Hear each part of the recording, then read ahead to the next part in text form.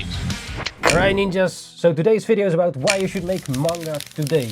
Number 1, you will improve faster than you think. So making manga forces you to practice constantly. Literally when making the manga you learn storytelling, paneling, anatomy, composition and many things all at once. Like I also experienced myself when making manga. While making the manga you have to learn to draw things, paneling and all that while being in the process. I did not know it all from the start, but while making it, the experience of making it definitely challenges you to learn more about storytelling, paneling, anatomy, and also looking at other manga for inspiration and see how they do it and then apply it to your own work. So that's definitely a thing. And of course, the more you draw, the better it speeds up your progress.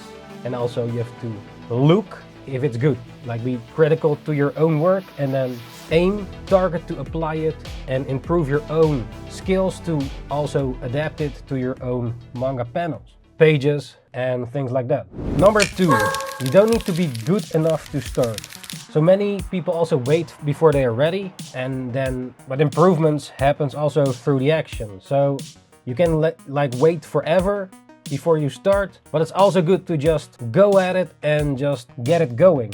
Even though you know not much about it, learning through the progress is also a great experience to just do it. Like how to make manga is by making manga. Also the famous artists weren't also perfect when they started. If you see at older works from other artists like the creator of JoJo's Bizarre Adventure or maybe Naruto or some other creators, as you can see where they are now, it's different than how they drew before. So you can see their improvements in their work, and also you can see it in their published work or in their previous one-shots or short manga, like in Dragon Ball. Before Dragon Ball existed, Akira Toriyama made a lot of one-shots as well, and you can also see the previous works. Well, he drew really well, but maybe the storytelling wasn't there. So that's also important to apply to your own manga. So your first manga doesn't have to be the best, you just have to do it, and then when you have made your first manga, then you can still improve later on it, you know? You don't have to make it perfect from the get-go. The challenge first, before making the manga, is just making the manga and also finishing it from start to finish. And then you have something to work with. Or look at back what you can do better and then apply it to your newer work. That's also why I recommend to not start with a series, but with short manga. Short stories, maybe 1 page, 4 pages, a one-shot. Short stories, do that first when you start making manga, and then if you want to make a series, apply it later when you have learned a bit more. Of course you can just start with a long series as well, but in the long run it might not be a good idea. Unless it did work out for you from the get-go. So let me know in the comments if you started your manga as a series from the get-go and you're still working on it right now and it worked out for you. If you might be one of the ones that was able to do it, but if you're a total noob from the get-go, I would recommend to start with short manga stories. Number 3, you can tell the stories you want. So if you don't have an editor and such, let's say you're now indie, I assume if you just start out making the manga or maybe a bit further and you don't have an editor, you can tell anything you want. And next to that, even in the mainstream, manga has any category. It's like video, books, anything you can think of most likely can be made into manga. Just like videos, films, you can make horror, Arrow, 18 plus, or more for kids, or for teenagers. It's all possible. And if you're an independent creator, you can definitely do whatever you want. Of course, some things might not be able to show on the interweb if you really go to the 18 plus or censor shit. But in general, if you go to the weekly shonen type of manga or seinen, I think it should be fine. Also, your ideas might be fresh or have a different take than some other people in the world. So depending on where you come from, you have a different perspective. And you can definitely put that stuff in your own work as well. And then people can experience a different type of manga or something they never seen in manga. So that's definitely something you can put in your own manga as well. So yeah, you can tell the stories you want and get it rolling. Number 4, there's also a growing market for indie manga. So webcomic, self-published manga also are becoming more popular. If you search online, there are quite a bit of artists right now that create their own manga, like me, myself as well. And maybe you, if you're a manga creator, maybe you also make your manga. Comment your series down in the comments if you have any. And many platforms like, yeah, of course, Webtoon, Instagram, Patreon. You can monetize your work. Many social medias you can now use with the interwebs. So yeah, many manga fans are online in search for new stories, and if you can reach them, that would be great, right? Even outside of the mainstream. Number 5. The best way to learn storytelling is by doing it. So writing and drawing teaches you also how to tell the manga stories and engaging stories. Just the fact of doing it, you know, through experience. Of course, you can read the book Story from Robert McKee or other books like The Hero's Journey, Theory, and many other types of storytelling, or the Japanese way of storytelling. Learn a bit about it, apply it to your own work.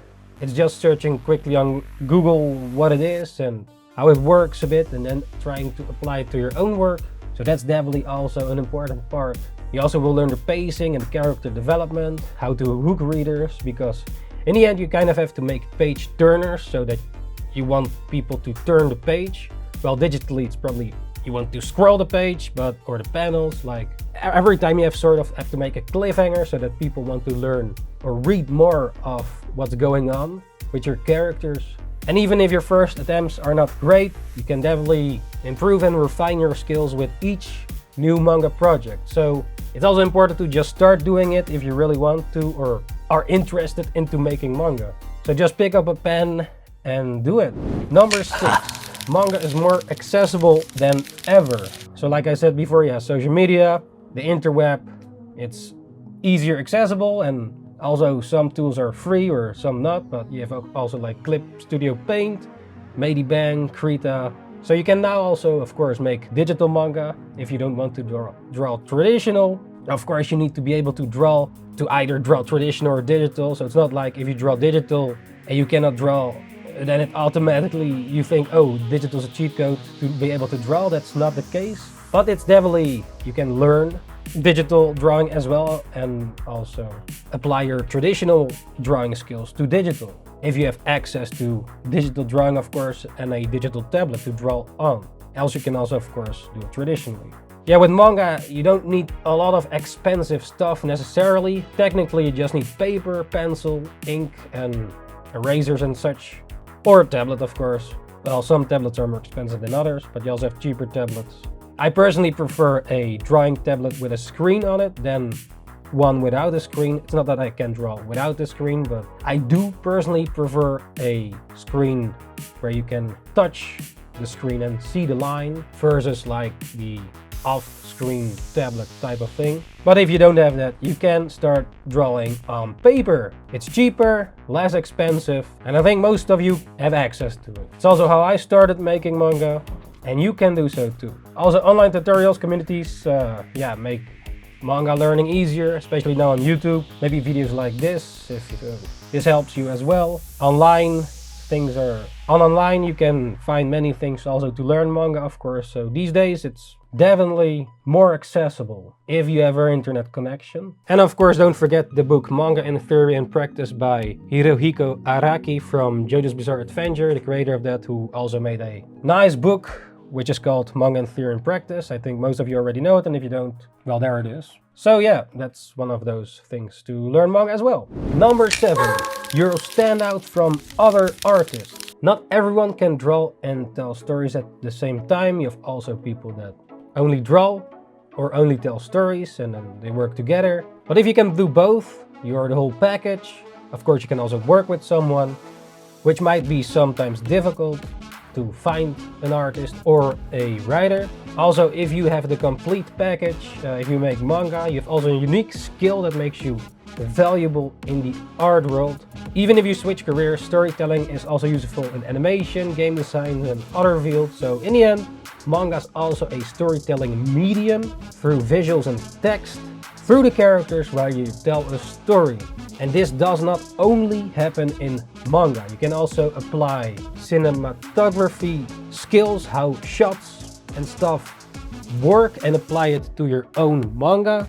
There's also a book called Framed Ink, for drawing and composition for visual storytellers. So for example, the book Framed Ink is also an important book, or can be an important book to improve your composition and also for visual storytellers. Because when you draw manga, it's basically drawing a movie. That's how you can see it. I believe Akira Toriyama and some other mangaka also told about it, that they basically are drawing a movie, or they see it like a movie. Like you draw shots and you have to guide the readers through your manga with the paneling, pages, characters, and also the reading direction. So there's that as well. Number 8, you can share your manga instantly. So now with the interweb, of course, you can share it everywhere.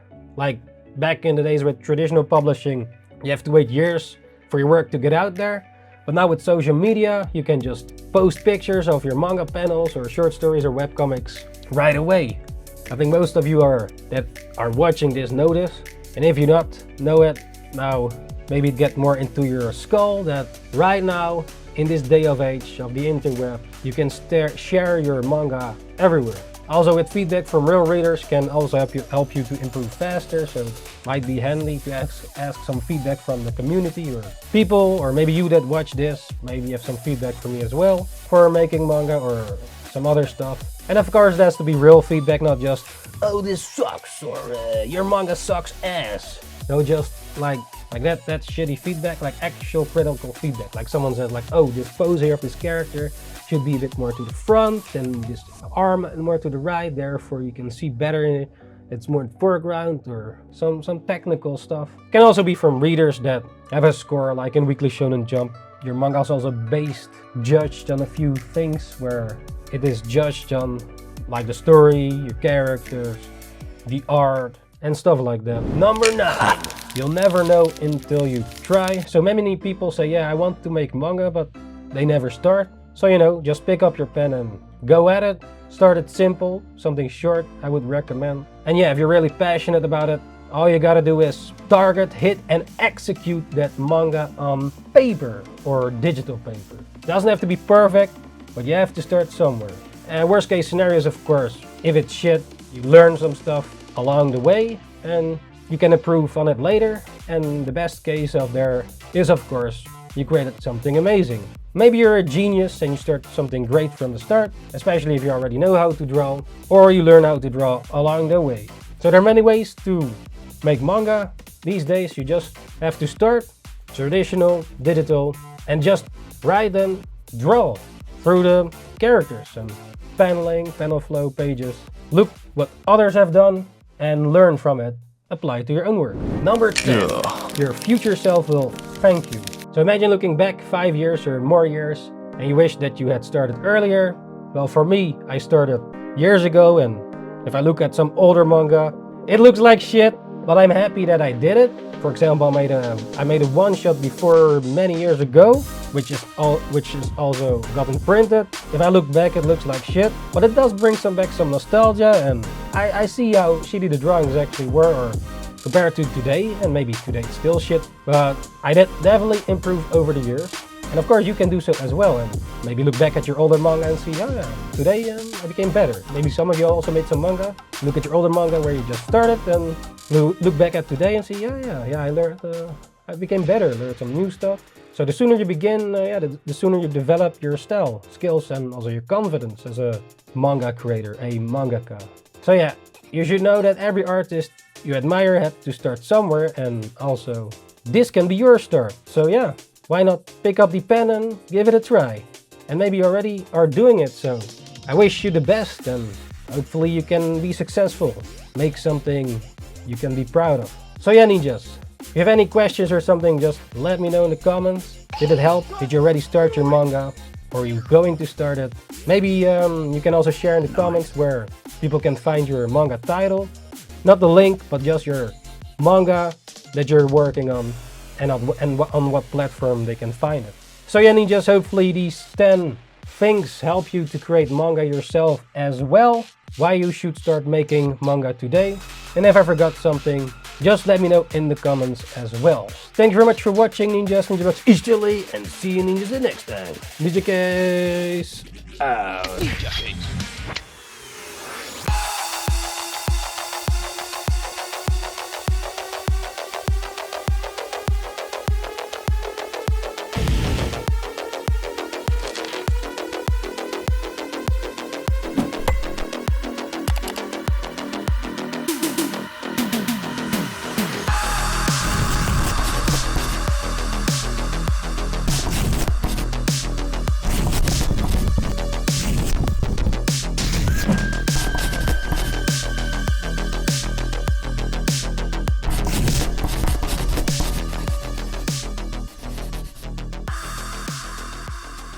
for joining once again, Ninjas, NINJABOX, and see you ninjas next time. Ninjakees out.